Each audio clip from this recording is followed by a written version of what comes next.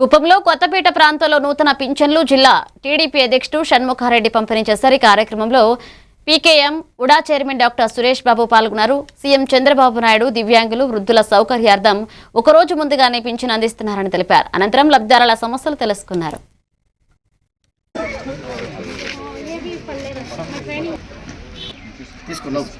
ఏం పేరు, ఎందుకు అయింది? పడిపోయా నాయకులు ఆనాటి పరిపాలకుడు జగన్మోహన్ రెడ్డి.